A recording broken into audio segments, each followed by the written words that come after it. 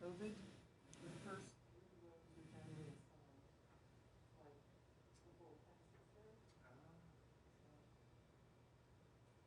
During Volcanic last March, just as everyone went into the pandemic, so I learned a couple of these tools before. Before the pandemic, yeah, I don't know any of that. Hello? Hello? Yes, I'm at the State Department right now, I'll be back later. And so call Michaela, she knows what was going on. It's two four The eight newswires are getting a lot of passes. 847 Getting to come to every reading. 895. And her other number, I'm sorry, Bob, we just waited a while. 646 354 6799.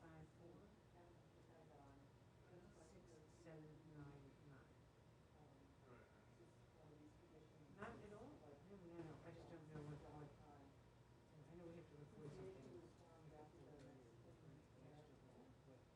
Right, right. Oh, cool. Yeah. If you have a problem, just text me. You bet. Thanks.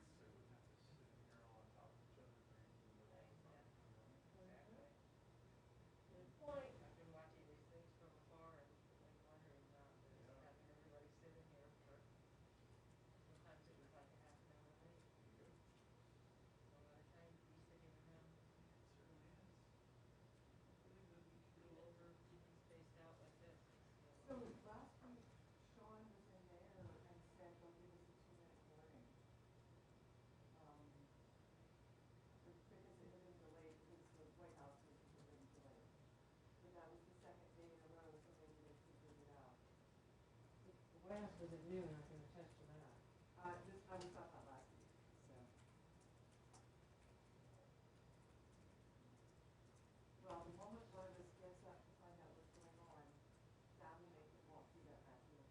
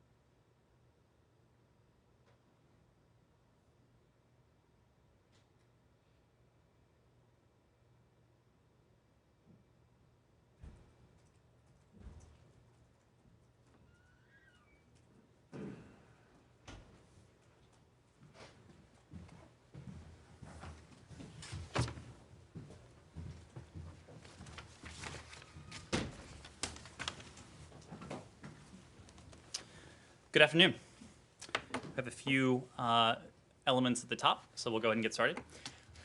First, as you all know, the department yesterday lost a giant. We all know that Secretary Shultz was a foreign policy visionary who helped herald the peaceful end of the Cold War and whose legacy left us safer from the specter of the world's most dangerous weapons.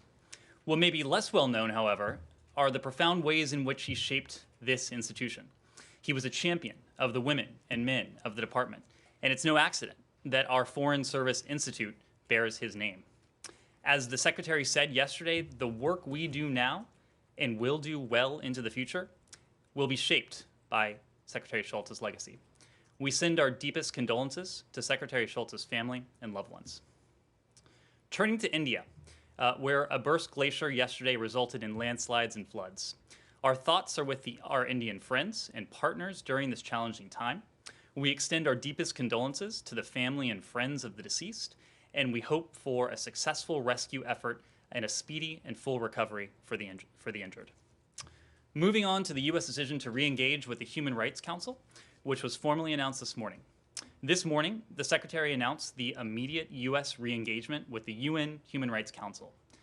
That process is already underway in Geneva, where the U.S. mission today participated in a regular organizational meeting of the Council. For now, that engagement will be as an observer, which will allow us to speak in the Council, participate in negotiations, and work with partners. As the Secretary noted in his statement, we recognize the Council's flaws, but we do believe that the best way to improve it is to work from within. When it performs as designed, the Council can be a powerful tool to promote fundamental freedoms, protect the rights of women, girls, LGBTQI+ individuals, and other marginalized communities, while promoting accountability for human rights violators around the world. Next, the United States congratulates the people of Ecuador for exercising their democratic right to vote for their leaders. We also congratulate the many officials, public servants, and volunteers whose dedication made the vote possible under the challenging conditions presented by the global COVID-19 pandemic. While we await the final results of the first round vote from the National Electoral Council that will determine the second place finisher, we urge people to remain calm and to exercise patience while Ecuador's institutions finish tallying the votes and work to resolve conflicts in a peaceful and transparent manner in accordance with Ecuador's constitution and established norms and processes. Finally, Africa is a priority for the Biden administration. In a video message, President Biden extended greetings to African leaders and the African people as they gathered for the 34th annual AU Summit this past weekend. We are committed to engaging our African partners early and often in pursuing our shared interests and our shared values. We will reinvigorate and restore our relationships with the continent, building substantive, reciprocal partnerships with African governments, institutions, and people based on mutual interests and mutual respect. So with that, Matt, I'll turn over to you. Thank you. Happy Monday. Happy Monday. Last night in the middle of the football game, although it wasn't a very good game, so I read it intently when it came in, you put out a statement about warning the Houthis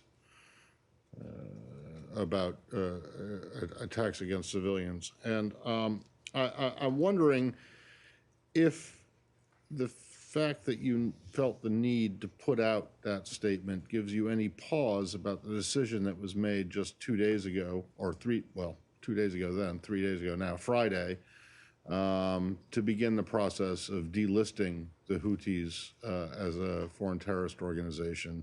And if it doesn't give you any pause about that, why not? Well, Matt, we have been very clear, and we've been very clear about two things.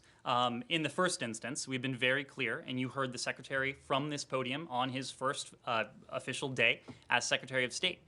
When asked about his priorities for reviewing the policies of the previous administration, he raised, he actually offered this designation of Ansarallah as something he prioritized to move upon expeditiously, given the profound humanitarian implications of this designation. I think he cited at the time that some 80% of Yemen's civilian population lives under Houthi control in Yemen, which is why, of course, we're profoundly concerned for the humanitarian implications of that designation. And so that's why we, in fact, did move very quickly to review that policy.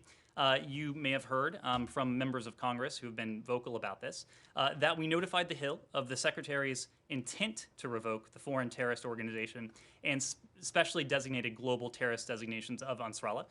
We did that late last week. We've also been very clear about a second element. This intent to revoke that designation has nothing to do with our view of the Houthis and their reprehensible conduct, including, as you mentioned, attacks against civilians and the kidnapping of American citizens, among other moves. We are committed, as we again said last night, to helping Saudi Arabia defend its territory against further such attacks. Our planned action, the Secretary's intent to delist, is due, as I said before, to the humanitarian consequences of this last-minute designation. We can do two things at once. We can ensure that we do not add to the suffering of Yemeni civilians, Yemen now home to what is believed to be the world's worst humanitarian catastrophe, while continuing to stand with Saudi Arabia in the face of these attacks from the Houthis. Yeah, but I mean, you say you can do two things at once, but by revoking this designation and the sanctions that it entails, aren't you helping the Houthis and at the same time helping them attack, and what you said in your own statement last night, attack civilians, which makes the civilian crisis even worse, no? I would dispute that. I think we will certainly keep up the pressure on the leadership of the Ansarallah movement, of the Houthis. We can do that without the sort of broad designation, the two designations that I spoke to, that do have tremendous pernicious impacts on the humanitarian implications of The last thing Yemeni on people. this, when you kept saying intent to, is there a chance that you might not go through with it? No, I've referred to the intent because in this matter and across the board, we intend to return to regular order, including regular order when it comes to our interactions and consultations with Congress. The Secretary wanted to make sure that he had apprised Congress of this intent. As I mentioned before, we did that last week. And so it remains an intent as of now. Yes, Humaira.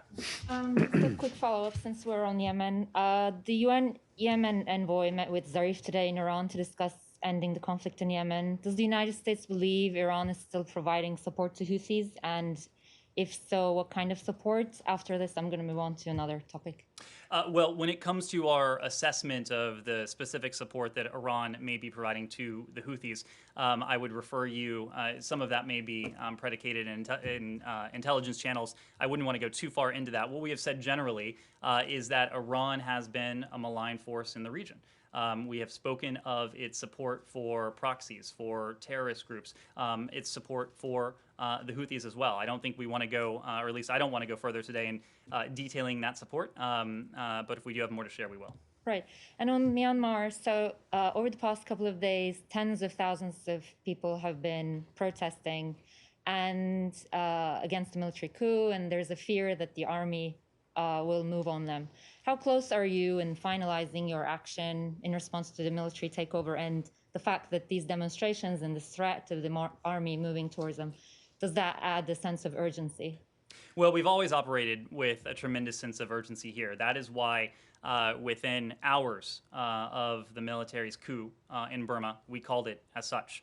I think more broadly, when it comes to what we've seen in recent days and recent hours, it is fair to say that we stand with the duly elected representatives of the people of Burma in their efforts to speak for the people of the country. We join them in demanding the immediate and full restoration of the democratically elected government. We stand with the people of Burma, support their right to assemble peacefully, including to protest peacefully in support of the democratically elected government, and the right to freedom of expression, including the freedom to seek, to receive, to impart information both online and offline. We're, of course, very concerned about the military's recent announcement restricting public gatherings. As I said before, we strongly support the right of all individuals in Burma and around the world to freedom of expression, association, peaceful assembly, including for the purposes of peaceful protest. When it comes to that review that you mentioned, we're of course taking a very close look at the policy measures that we could potentially enact should the military not change its course. We are moving quickly in that measure, and we're doing so, I think, consistent with the principle that I outlined with Matt in a very different context, making sure that whatever we do to hold the military to account for this coup, that we don't add to the humanitarian concern of the people of Burma. So we're doing that in this case as well. Can we come back to Yemen, please? Okay. Hi. Well, let's stick with Burma for just one moment, and then I'll come right back to you. Okay, thank you. Thank you, Ned. The junta chief in Burma said that this time the military rule will be different, promising free and fair elections at the end of the emergency period. Do you see that as, do you welcome this kind of statement, or is it clearly a non-starter for you? It's a non-starter. We've been very clear where we stand. We stand with the duly elected representatives of the people of Burma. We stand with the people of Burma who are now peacefully taking to the streets to exercise their universal rights. We stand with them. Yes, on Burma. Burma? Sure. Will? Thanks. Just wanted to ask to what degree this came up in the call between Secretary Blinken and Yang Jiechi of China. Was there any kind of effort to resolve the situation in Burma, or was it the kind of thing as, where there's just a disagreement about, whether there's a need for the military to step back? Well, we did issue a readout of that call This has been a staple of the Secretary's calls with his counterparts since February 1st, since the date of the coup. We have been encouraging China, both privately and in public, to condemn this action, to join the international community, to join the United States and those other countries, a large swath of the world that has spoken out in no uncertain terms to condemn this anti-democratic action. And to that end, I would point you to the statement that came out of the UN Security Council last week. It did have some strong language. Of course, China did not stand in the way of that, but we continue to believe that the Chinese need to further condemn what has taken place in Burma in recent days. Have you or any U.S. officials been in touch with Aung San Suu Kyi or any of the detained NLD leaders or the military officials who are leading this junta? And then are you considering, in the face of the curfews and the crackdowns on protesters, ordering departure of non-emergency diplomats from the post there? So on your final question, we issued shortly after the events of February 1st, the coup on February 1st, the U.S. Embassy, the U.S. mission in Burma, issued a message to American citizens there. They did full accounting, full accountability for their personnel. I am not aware of any plans for a drawdown or an ordered departure at this time, but of course those are matters that we continuously evaluate. Remind me of your previous question. Have you been in touch with any of the detained? So I'm going to speak for the Department of State. I will say that shortly after the events of February 1st, we made an effort to reach out to Aung San Suu Kyi. We did that both informally and we did that formally as well. Those requests, of course, were denied. Andrew. I think I wanted to ask about Iran, but Roz, you had a Yemen question. Oh, I'm sorry. Yes, Yeah, Yemen. it's okay. I had a couple of more questions on Yemen. Yes. Number one, yes, reversing the SGGT and the FTO designations, does that affect the Magnitsky Act sanctions on individual Houthi leaders?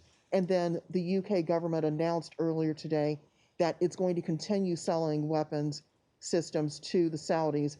And of course, we all know the controversy around the Saudi involvement in the Yemeni civil war. What is the U.S.'s take on Downing Street's decision? Is the U.S. going to talk to the British about perhaps holding back on more weapon sales in order to promote the peace process? So on your second question, I think we'll let the British government speak to their decisions when it comes to their relationships with the Saudi government or any other government. Obviously, we have no closer partner, this special relationship in the bilateral relationship with London. We are consistently sharing notes, sharing views. I think and we have left no doubt more broadly where we stand on this issue. And you heard late last week, following the president's visit to the department, that we outlined a new approach, took steps to end the war in Yemen, a war that has again created a humanitarian catastrophe and a strategic catastrophe as well. I'll run quickly through those steps that we took.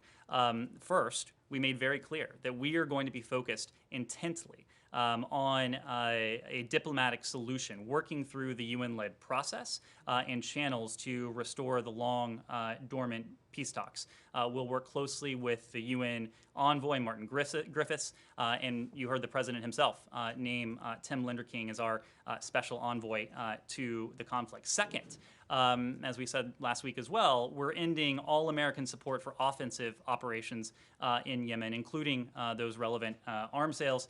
As we said at the time, this does not apply to our operations against AQAP. But it does include both materiel and restricting our intelligence sharing relationships with Saudi Arabia in the Saudi-led coalition in accordance with the president's guidance. And then third, we also made clear, as I was mentioning to Matt, that we do understand in the midst of all of this, Saudi Arabia faces a genuine security threats from Yemen, which we again saw over the weekend. And so as part of the interagency process, that will, beyond this, review future potential weapons transfers. We will look for ways to improve support for Saudi Arabia's ability to defend itself and its territory against threats. Thank you. Rich? Thanks, Ned. As you mentioned earlier, the administration has no interest in playing FTO whiplash here and returning the Houthis to that designation. But is there something that the administration is considering doing short of an FTO designation? Any type of sanctions that the administration would to sort of go with the or else of your statement from yesterday? Well, I think, Rich, we've been very clear that the Houthis are malign actors. Their conduct, as I said before, is reprehensible. The way in which they have inflicted, the manner in which they have inflicted suffering on the people of Yemen, the people they purport to govern, their neighbors, the threat they pose to our interests in Yemen several years back. That is why we can and will continue to keep up the pressure on the Ansarallah, on the Houthi leadership, just as we take these steps that have received strong bipartisan support to ensure that we are not worsening the humanitarian suffering of the people of Yemen. We can do both things at the same time. Andrea. Can I switch to Iran? Sure. Related, but well, first, thank you for your comments about Secretary Schultz. It means a lot to a lot of people here. On Iran, the Ayatollah's statement, followed up, of course, by Fareed's interview with Foreign Minister Zarif, seemed to shut down any possibility of any progress until the U.S. lifts sanctions. Help us understand what wiggle room there is in that. I know you're not going to negotiate here, but well, you stole my line. I am not going to negotiate. Do you see that as a dead end? So we don't see this broader opportunity as a dead end at all. The proposal, and you have heard it for months now, from the then candidate Biden and now President Biden, has been very clear. If Iran is willing to resume full compliance with the JCPOA, we will re-enter that deal as well. We will seek to lengthen and strengthen its provisions, including vis-a-vis the nuclear provisions, using it as a platform to then negotiate follow-on agreements that would address Iran's other malign activities, some of which we've already discussed in this briefing. I think rather than negotiate here from the podium, what I will do is point to what we have been doing really since the early days of this administration. I suppose we still are in the early days of this administration. When it comes to the coordination with our allies, with our partners, with members of Congress. We spoke, I believe it was on Friday, about Secretary Blinken's participation in a meeting with the E3. Iran, of course, did feature into that. We offered a readout of that interaction. The Secretary has, of course, been in touch with bilaterally with our European allies, with other counterparts who were either part of the original P5+1 or, of course, who do have an interest in this going forward. So those consultations, that coordination is ongoing, as with Congress as well. I think rather than respond to comments that may be emanating from Tehran, we're going to do our own consultations, ensure that we are synchronized, that we're harmonized with our closest partners, and go from a position of strength from there. Yes? Are there other incentives that we can offer Iran, such as not opposing IMF loans and other financial incentives that they could get, which would not technically be a lifting of sanctions? And is there any effort to reach out bilaterally? So on your second question, again, our focus has been on engaging both in multilateral and bilateral fora with our partners and allies. When it comes to any engagement with the Iranians, we're not there yet. We want to, again, make sure that we have our ducks in a row with our closest friends, our closest partners and allies, as well as with the institution of the United States Congress. When it comes to humanitarian gestures, the elements you mentioned, I think that would probably fall in the category of negotiating from the podium, so I wouldn't want to I wouldn't want to go there. But again, we are going to make sure that we are on the same page as our partners, our allies, that we have undertaken those consultations with Congress before we would allude to any of those measures. One more question. Do you see the date of February 21st when Iran has said it will stop following the additional protocol with the inspections requirements? Do you see that as a deadline for your full compliance or some kind of red line that they shouldn't cross? No. On February 21st, if Iran has not resumed full compliance with the deal, Iran will still be out of compliance with the deal by definition. What we have put on the table is that we are looking for Iran to resume its full compliance. Of course, as you just alluded to with your question, Iran is quite a ways out of compliance in a number of specific areas. So we aren't looking to any particular date. We are looking for Iran to indicate its willingness to go along with the proposition that as a candidate, Vice President Biden put on the table, and the proposition that remains on the table today. Also on Iran. On Iran? Well, let's move it around a little bit. Yes. Thank you. Also On Iran, how does this administration intend to deal with the hostage situation? Obviously, the Iranians are still holding, including one American, Siamak Namazi, who was picked up during the Obama administration. That's right. Look, the secretary was asked about this, I believe, in one of his or his first broadcast interview, and he made very clear that we have no higher priority than the safe return of Americans who are being held unjustly around the world. Of course, that includes in Iran. We are, you know, that we have a special envoy in this building. There is a hostage recovery fusion cell that is working elements of these cases as well. We can do these things in parallel. But do you have any sort of, have you launched any negotiations on this specifically with Iran? Are you opening up channels to talk about that? So and are you working with partners, because the Iranians are holding many other foreign nationals? So as you know, the well. Swiss are a protecting power within Iran. We coordinate very closely with them. They represent those interests for us when it comes to American citizens who are being held in Iran. I wouldn't want to detail what may be going on behind closed doors, but suffice to say, we have no higher priority than the release of American citizens who are detained unjustly around the world, including in Iran. Anything else on Iran before we move on? We'll go here and then to Rosalind, yes. Okay, you just said you don't see this broader opportunity as a dead end. Is it because, like, the comments from the Supreme Leader, like irreversible and final, do you see them as just posturing? And then could the administration be considering something less for less, like you guys will give some economic relief, but nothing too big in return for, like, Iran halting some of the violations? I wouldn't want to speculate as to what may undergird comments from the Supreme Leader, comments from the Iranian president, comments from others in the Iranian context, nor would I, again, want to negotiate from the podium. So we'll probably leave that there. Rosalind?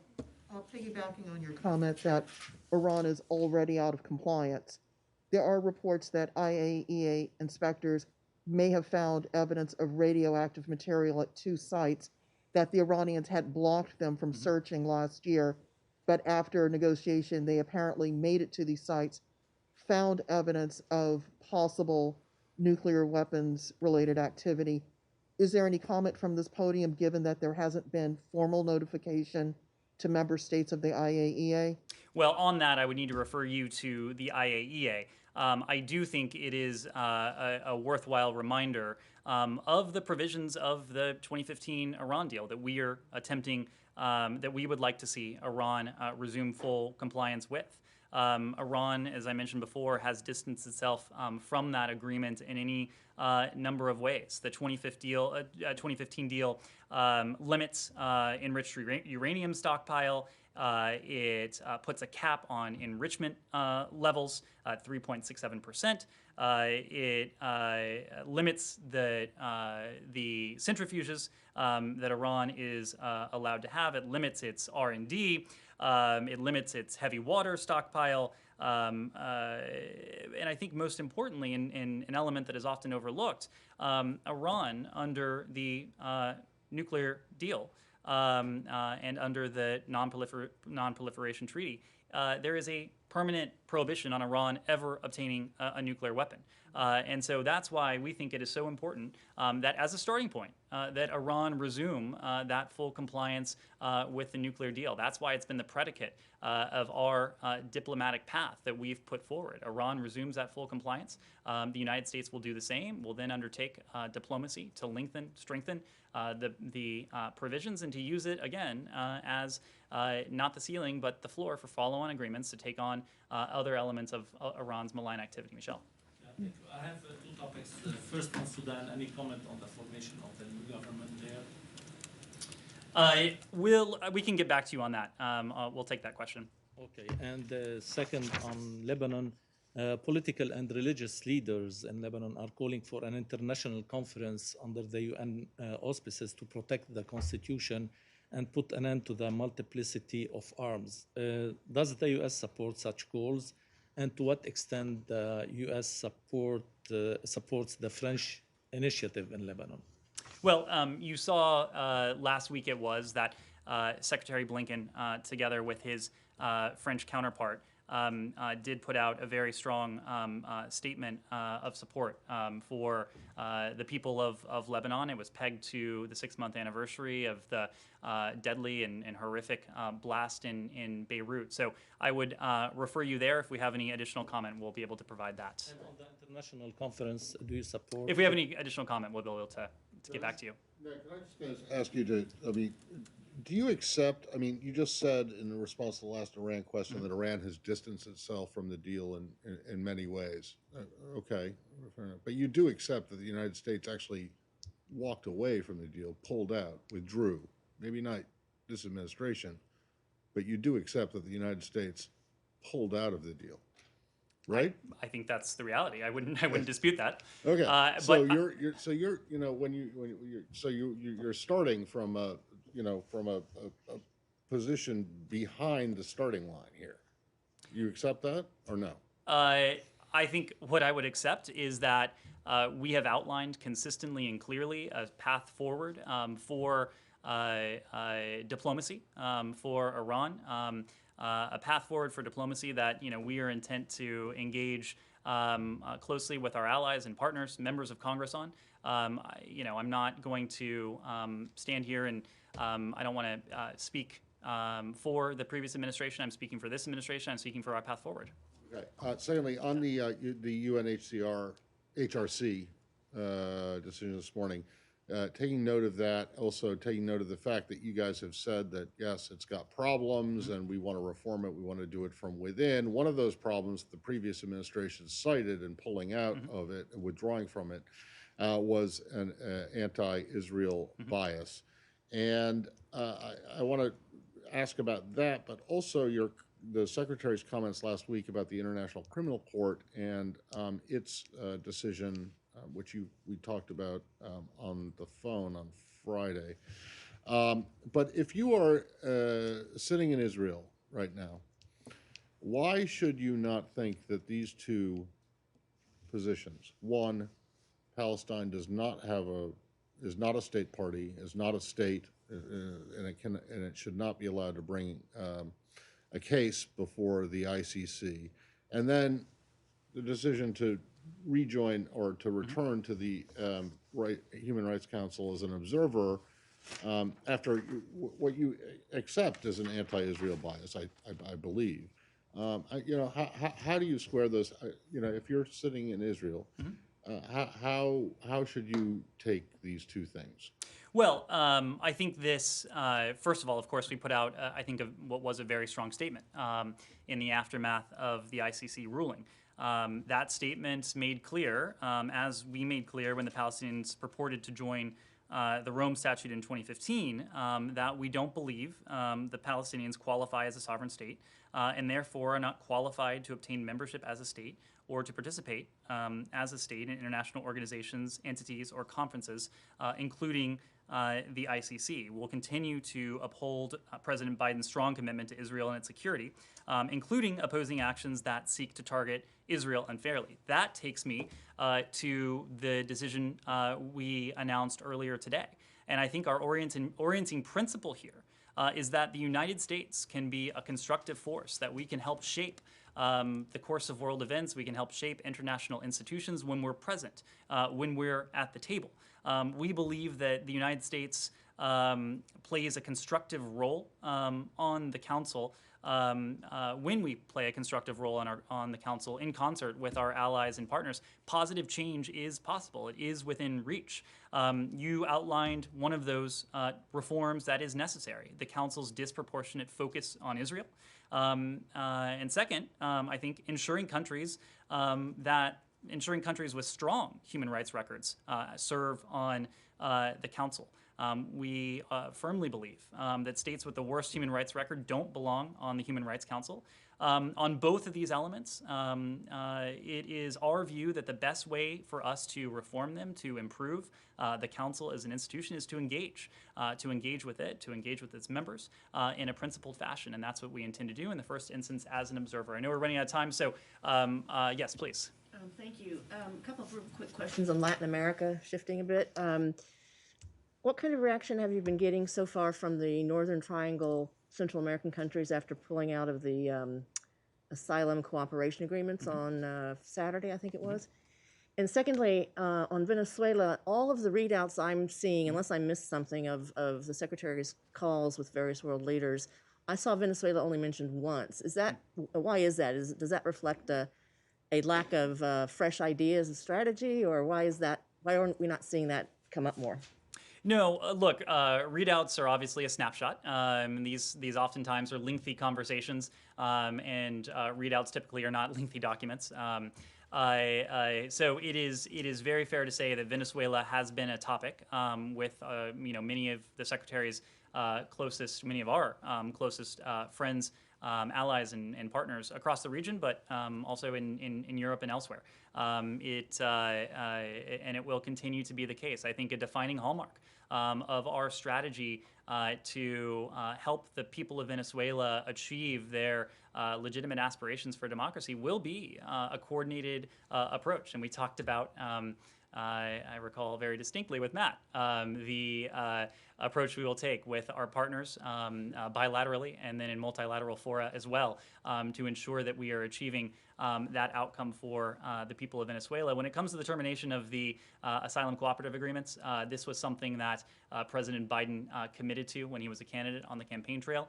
It is a broader element of the president's commitment to a regional migration plan and a regional migration strategy that takes into account the root causes of migration, that sees countries in the region, including those in the Northern Triangle, as true partners. As the Secretary's statement over the weekend regarding the end of the ACAs made clear, that we've notified those countries. We've been in touch at different levels. This was not something that came as a surprise to them. And we look forward to continuing to work with our partners in the Northern Triangle on a strategy to regional migration that addresses many of those drivers that have, over the course of years,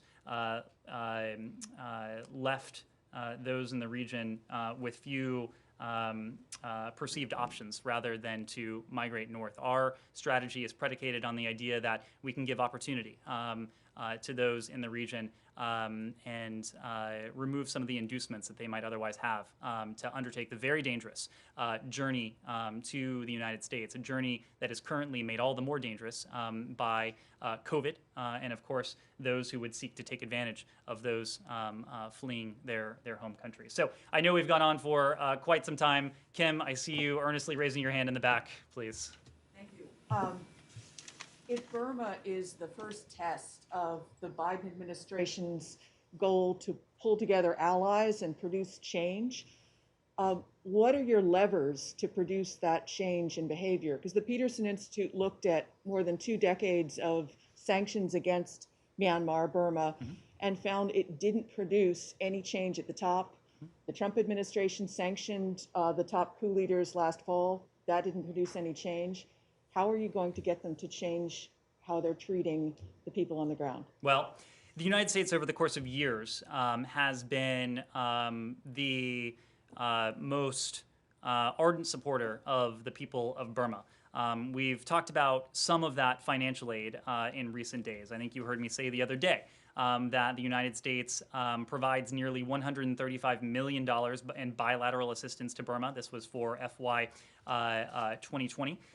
But beyond that, in FY 2020, we provided more than $469 million in humanitarian assistance to the people of Burma, bringing the U.S. total contribution since August of 2017 to nearly $1.2 billion. And that figure is for all of those affected by the violence within Burma, as well as those who have been forced to flee and to flee to Bangladesh and throughout the region. So the United States has been the world's foremost supporter. We do have quite a bit of leverage, but as with every challenge, we have all the more leverage when we work closely with our allies and partners, including in this case with our like-minded allies and partners. We've spoken to one source of leverage that we are studying very closely right now. After the designation of the events of February 1st as a coup, we're looking very closely at additional sanctions that we might be able to enact on those responsible for this coup. National Security Advisor Sullivan last week also spoke of the potential for additional executive actions. So the United States remains the most powerful country in the world. There is no doubt about that. But when we bring our allies and partners along with us, they act as force multipliers.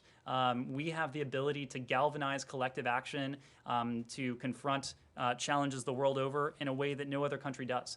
That's what we've been doing on Burma since even before the coup, to address the humanitarian challenges of the Burmese people, including the Rohingya, and since February 1st, working very concertedly with our like-minded allies and partners to ensure that we're working in lockstep, and so that when we do announce the additional measures, that they will provide all the more inducement to return Burma to its democratic civilian leadership. Thank you, everyone. I think we'll call that a day. We'll do this again tomorrow, so appreciate this.